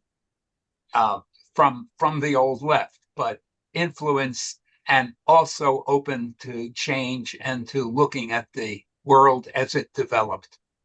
Yeah. Well, let me just follow up on that. Yeah, sorry, go ahead. No, just a quickie thought in response to David Rosner's earlier question about, how did this affect your activism? What did you do? Right. So Susan Reverby, who's another historian who David and Jerry know well, and who I've been working with on the Crow history, said that her observations from the various histories that she's done of various activist groups is, I'm going to make it dumber than what she had to say, but it's just people are very informed by the experiences they have, and they go and bring it to their next organizing. And so there is a kind of I don't know if ripple or cumulative ripple kind of thing that goes on. But she said that across her observations, that has been the case. That it's not only that for those of us who are old left and those of us who came from other things, that there's a commitment to engagement, which I think is probably individual, but then the experience also has a transformative and contagious quality. That's all.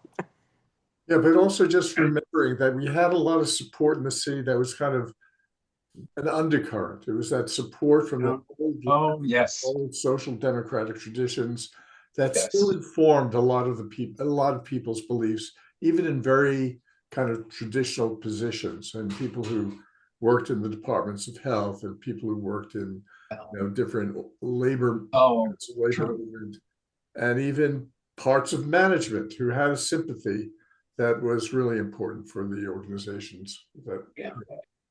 But just picking up on that, were there, some of you have talked about some ideological differences and conflicts that you had. Anybody want to expand on that in terms of because the old left and the new left is a convenient overall categories, but they of course embody many different strands within both of them. So how did that get reflected in the discussions in the early years of NYCOSH?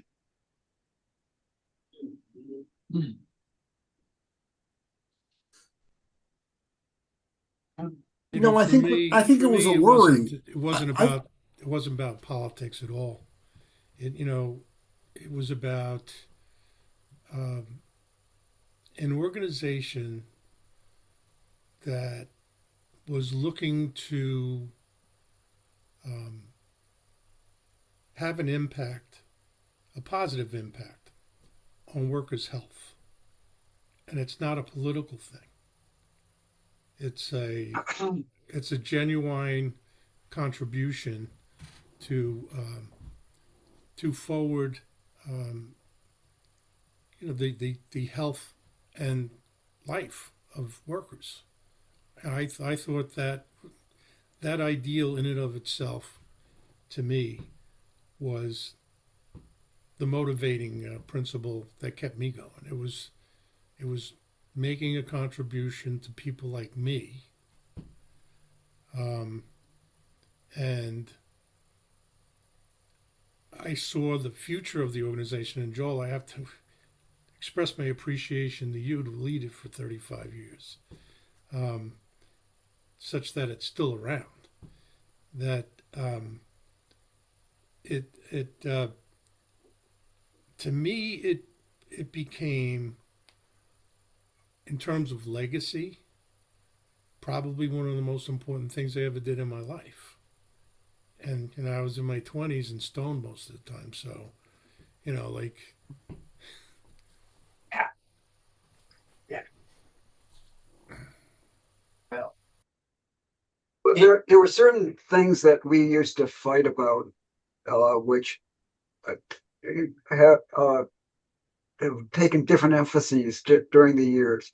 Let's go back to Tony Lazaki for a second. Tony was very, very clear that given our resources or lack of resources, that those resources should be spent with organized labor. He was dismissive of working with unorganized workers. Not that he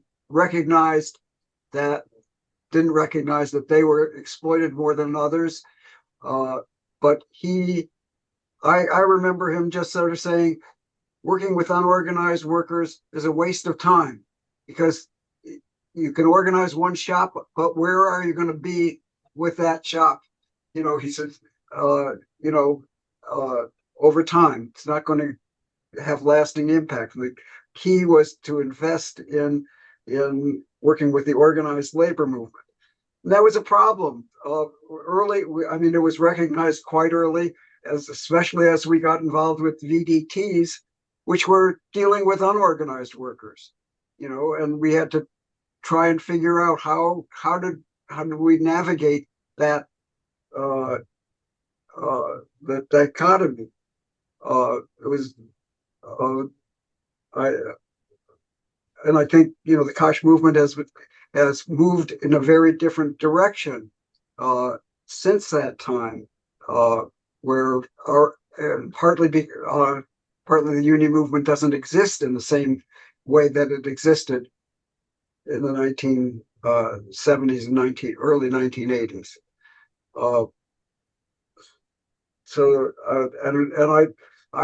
As staff director at a certain point, I remember having huge fights with Diane Stein about whether we go down and hand out leaflets on Wall Street to unorganized workers, about VDTs or not, or whether our resources should be spent in other places. It was a very hard fought sort of issue at the time. The thing, I think the moment of change, Joel, was Reagan's election. And I remember, being in a phone bank trying to get out the vote and speaking to union brothers and sisters who said things to me like, I'm not voting for the dumb peanut farmer. The nuclear physicist. The nuclear engineer. They're not voting for that guy. They're voting for the actor. So, appealing to them, even on his record as governor of California, that was the beginning of I see what I see in front of my face, and I don't look at history that we're dealing with now in a big way because of social media. So, it makes sense that the policies of Reagan with the economic and trade policies were the ones that started to degrade organized labor in this country. One of his first acts was to fire air traffic controllers. So, that was a moment of disillusionment for me, for sure. And I stuck around for a little while longer, but not much. David Michaels, you had your hand up for a second. Just to briefly circle back to this question of sort of the old, new left, I think that there were real differences over strategy, as a lot of people said, but they didn't represent that sort of old left versus new left. I think there were people who looked at things very differently about different sorts of unions, unorganized workers, healthcare sectors, things like that, but not. I think we saw the lessons elsewhere. I remember there was an important group during the civil rights movement, Medical Committee for Human Rights, that ended up being taken over by a sectarian group and just really destroying it. And we said, we looked at that and said, we can't let that happen to us. And so it was much more sort of, we can have some differences, but we're going to work together here. And I think we never really lost that ability to do that. I agree. That's true. I agree. Although, I would say that the election of Reagan, which Mike, you were just talking about, and the change is such that since that period, since the whole growth of what finally results now in a Trump presidency, has kept us together, right? That is, whatever differences we have about politics, our bottom line is we help people that protect their health and safety on the job. And that's really, we're united in that. And whatever disagreements we have about organizing unions or not organizing unions has faded into the background. I trust when things get better that we'll start fighting again. Right. There will be differences of opinion. The one thing, though, that I'm trying to stick in the early days, because that was what this was supposed to be about. And the one thing that hasn't been talked about, which I actually feel like was the kind of, again, that glue, that there were definitely sides. And that's why they picked David and I. And we weren't sectarian. We worked really well together and stuff like that. But the one thing that I think is really important about all of this is why did they come together? And when OSHA was passed in 1970, then I do think there was the general duty clause was like a kind of idea that employers had the responsibility to, make a workplace safety and, safe and healthy for workers. And we were at a time when NYCOSH in the early years, there weren't a lot of standards. So I remember talking about that when we gave presentations to workers about that general duty clause. And I do think in the beginning of NYCOSH that idea really was a thing that everybody, that we were trying to have. I agree with you, the medical community, human rights, bringing everybody together, but the idea around that general duty that workers should have a right to go to work and be safe really was an important message that we used, because at that time there really weren't that many standards, in OSHA. So that's another idea actually to put in the mix, and thinking about the early stages and then as we went on. Let me add another sort of historical event that certainly impacted us. I saw it more directly working in the medical center and seeing some of the great, at the time, young physicians coming through who are still very active in worker safety, the Bob Harrisons, the world, stuff like that. 1981, the first HIV cases appeared. They were called HIV. But within a couple of years, that became a major focus in people, in activist medical / public health people. And I think we certainly saw less interest in medical students and residents who might have gone into worker safety. The people who got in earlier, Steve Markowitz, Steve Levin, things definitely changed once HIV took off, and that became the place to work. If you were a committed medical public health activist. Yeah.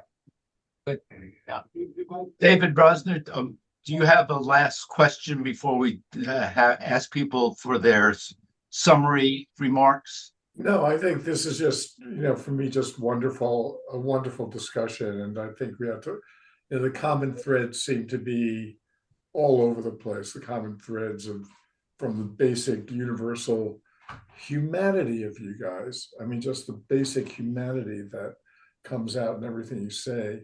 And the fact that you unknowingly share the same common values. I mean, I just find it so interesting that that's the basis. You're not bureaucrats in the old sense.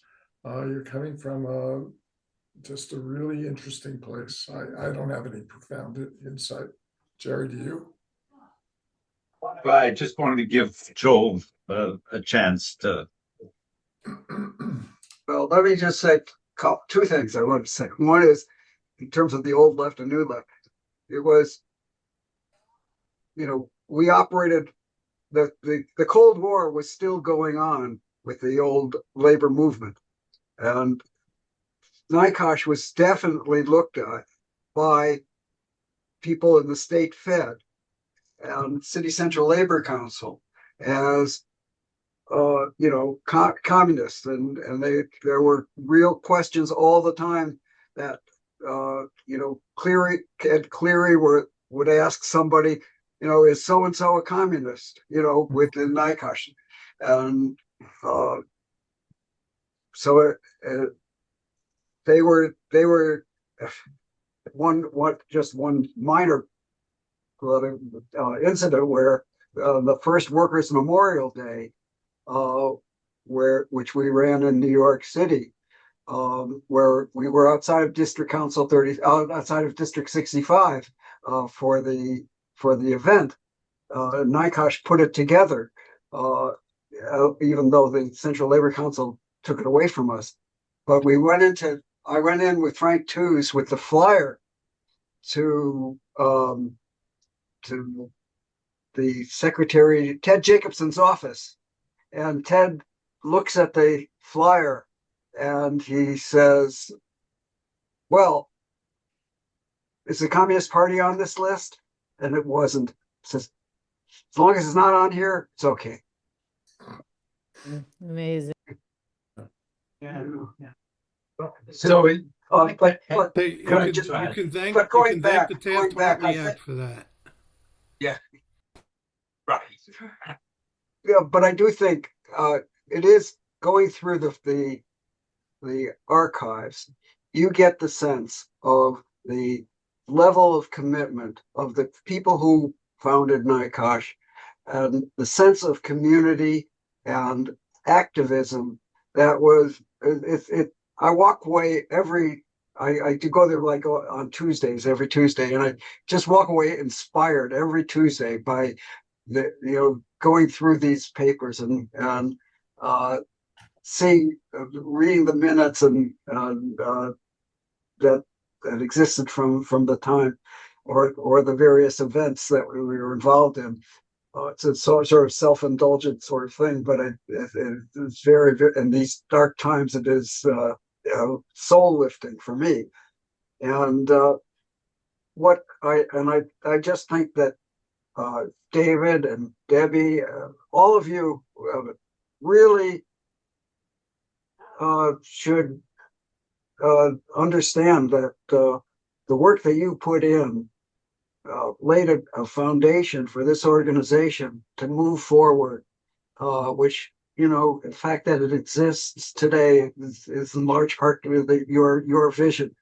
And I've grown just tremendously appreciative of all the work that you've done. So back at you, Joel, it wouldn't have gone if it weren't for your dedication. Right. You sort of made it go to a different level. So back at you. Yeah, here.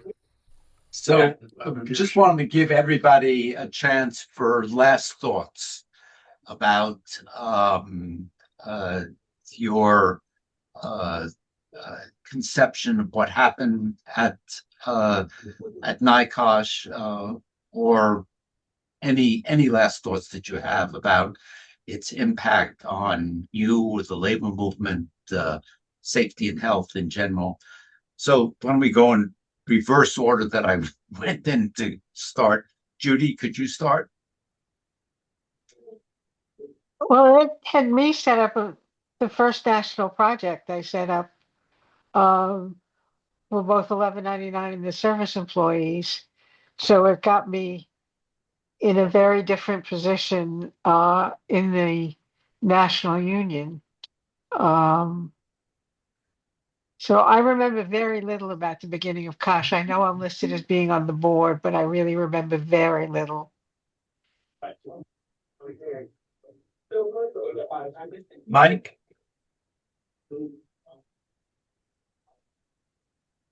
For me, it was a foundational leadership experience. I learned a lot about myself and what I could do. I think Marianne Williamson wrote in Return to Love. There's this section that Nelson Mandela used in his inaugural address about recognizing your own worth. And I think the experience with NYCOSH had me do that I could make a difference, not only, for myself, but for others. And, when I lost my bid to be secretary treasurer in 1106, Morty Barr offered me a job to be an organizer. Unfortunately, the pay would be less than a switching technician, which I was. And I didn't relish the thought of getting my head bashed in Greenville, South Carolina, at a lower salary than I was making. So I declined the offer. But I learned a whole lot about working collaboratively with other people on a shared objective and goal.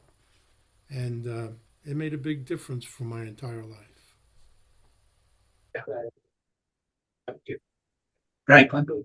Wait, before someone goes, there is some background noise, so can you mute everybody except the speaker? It's there. I think it's something in next door to us that may be the problem. I mean, let's see. But if you mute, it'll make it right away. Mine's short, and it's just I'm honored to have fallen in with some wonderful people who just inspired me, and being associated with you has been one of the great honors.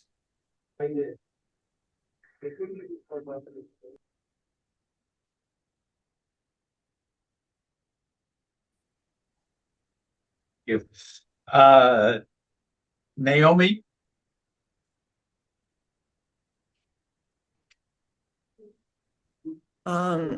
I think that that there were two very seminal experiences in my life. One was the women's movement, and the other was occupational safety and health. And I think Susan Reverby was right when she said that you take to the next stage what you've learned, you learn the lessons and then get to apply them on a larger stage. I think at this time, I worked on a number of social and health issues and in a number of different areas. And it's very sad now to see each one of them being sort of beheaded in terms of the progress that we've made. And I think, though, it's that we should remember that, we will rise again. And it just won't be us. It'll be another generation, which I think we're starting to see in terms of a younger generation. And I was privileged to be able to learn lessons from this period of my life. And I was very glad that NYCOSH was there to help me get through it in a way that was perhaps somewhat helpful to other people. Deborah. I mean, all I can say is I was a young kid then. I didn't know anything. And I wasn't a health professional really.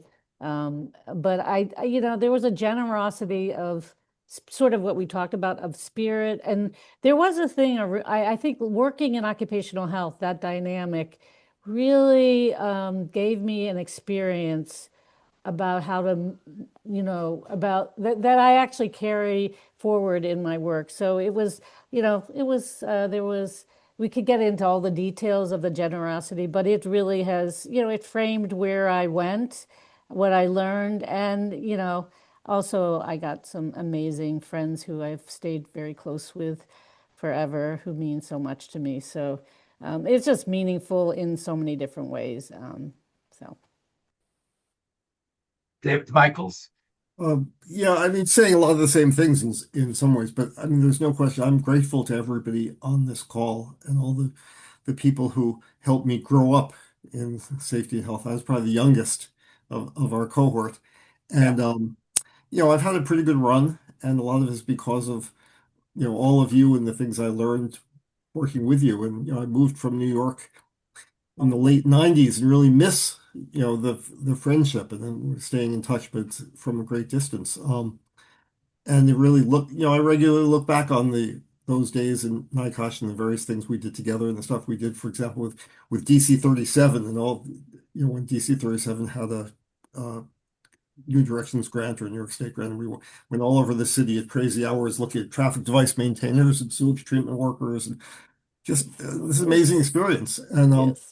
And we really didn't know anything. We just learned it. It was like, anyway. That's right. We all just did that. But now looking back on this is on one level, the safety and health movement and worker safety has really been set back for many reasons. And we're not in the spotlight at all, and we're not in consciousness of policymakers. OSHA hasn't really even been targeted by the Trump administration because it's sort of irrelevant. On the other hand, when you talk to young workers, and you could see this at Amazon or at organizing drives at Starbucks, other places, there really is a focus of equating, I think, worker safety with dignity and people wanting that. And I think we have to figure out ways to help empower them and to move this forward, not so much relying on government agencies, but how can they ensure that they're able to work safely, and that's a real challenge we still have. Marcia.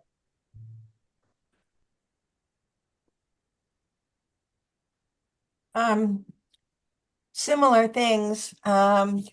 It was such a joy to work with NYCOSH. It was such a welcoming place. It was really a home. And when anybody ever had an idea for a project, it was taken very seriously. And we always attempted to try to get people to work on it or to discuss it through, so whether it was going to fly or not.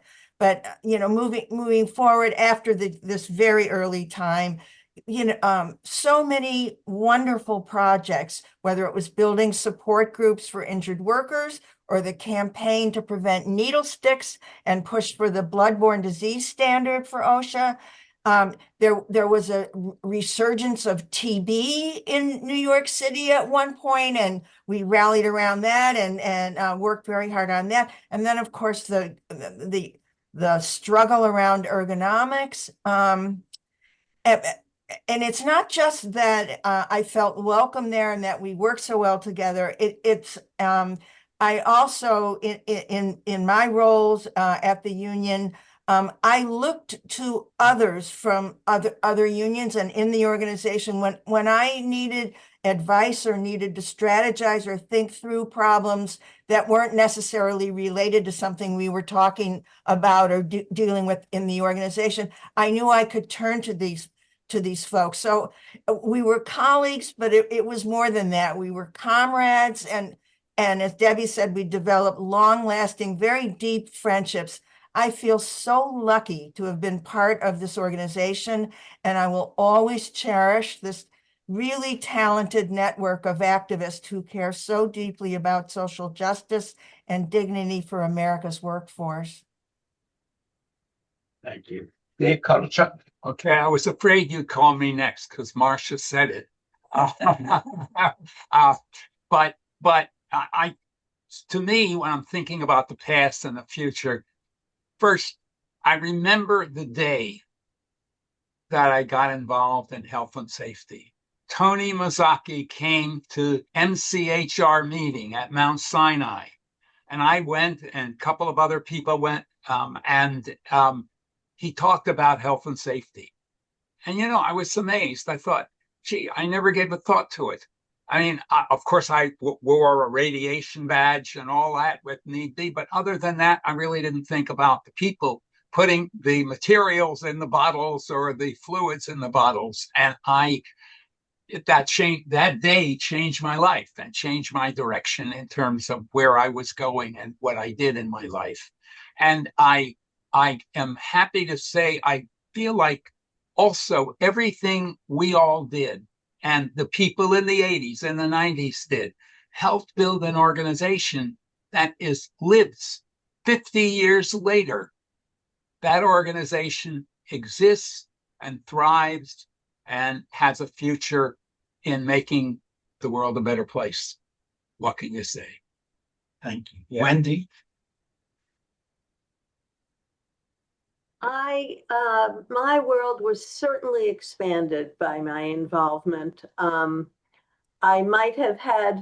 did have a sort of theoretical commitment to seeing women's role in employment as a key part of their situation, but to actually connect and learn with all sorts of union folks and frontline folks and learn some of the insides of all that, as well as the, details of health and safety. It was an important expansion for me. And I'm sorry to say that the two pieces that I'm describing are still not well integrated. I don't mean for me personally. I mean in the world out there. They're still, I think, just not sufficiently integrated. Anyhow, it's lovely to see you all. Yes. Let me just say, I come at this with a very different perspective than all of you. I was not involved in health and safety work. I was living in Montclair, New Jersey, and New Jersey COSH was taken over by a sectarian left group. And I remember looking longingly at New York COSH and how it could be a principled political organization and still have its focus on helping working people, helping community members, and really seeing the connection between the life of work and life of the community. And just thank you so much for doing that and creating an organization that has continues to help working people. David Rosner. Yeah, I have one. Close this out. I'm going to close this out with a question that you can all start pondering for the next meeting. To what extent do you think that New York COSH and NYCOSH is a model or an anomaly? At what point do you think that something about our history changes the nature of what you guys did in comparison, let's say, to New Jersey, to other places? At what point is there similarities and differences that we could think about what made this, relatively successful enterprise? This is a big question, and I have no perspective on it. But I do think that New York and NYCOSH was kind of not unique. You had NYCOSH, you had CalCOSH, you had other really good, energetic organizations, but in some sense, you guys provided a model that has not been replicated in quite the same way. And I just leave that with you to think about. But let me say one thing that I thought, I know a lot of the NYCOSH and the National Cost people dropped off, but it was pretty amazing. I mean, like if you go back, 50 years ago, we were young, right? Well, all the people on the call from NYCOSH and the National Cost were young. They were like our age. So pretty cool that that actually is that it's not, you know what I mean? Like that was a positive thing to see. Oh, there's a lot of young people who are doing this kind of work. So just one thought. And yes, David, it was so great seeing everybody. It was. It is really wonderful. Yes. Yeah. Joel, you want to close this out? Well, I want to just thank you all for coming. And one regret, the fact that Toby isn't here to talk about the work that he did, which I think deserves huge amounts of recognition, is a loss. I think the fact that Frank Goldsmith isn't here also is a tremendous loss for.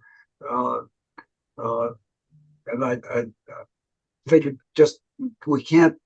I think Debbie started to talk about it, but the fact that he used his New Directions grant at Cornell to build COSHs all over the state, and I remember talking with him, and he sort of said, "Look, we hired these great organizers, and their day job is to teach safety and health, but their real job is to identify people to build COSH groups, because what government gives you, they can take away." And part of his legacy is the fact that we have COSH groups in other parts of the state. At one point, I think we had 6 or 7 COSH groups throughout the state of New York. But I do think that there is as I go through the papers, there is this tremendous sense of community and activity that is carried on by people who really were pioneers in this field. After all, we existed in part because the OSHA Act was passed, and unions didn't know exactly how to move forward, and we were outside the labor movement, and we built something that felt a need. And here in New York, it seems to me that NYCOSH played the role of a facilitator. It brought together all these different communities of medical, legal, public health people, academics, trade unionists, local unions, and served as a translator between these different constituencies, many of whom didn't understand each other and often had hostile relations. And I think we started, and you guys started primarily, something that had potential political impact. And we didn't realize it as well as I think we could have or should have. But the organization grew to have, some public policy impact, and it was you guys who did it, and I really think it's amazing. Well, thank you all for participating today, and we look forward to the spring when we can be physically together. Yes, thank you. It's a great treat for us. Bye-bye, everybody. Thank you. Take care. Thank you very much. Bye-bye. Bye-bye.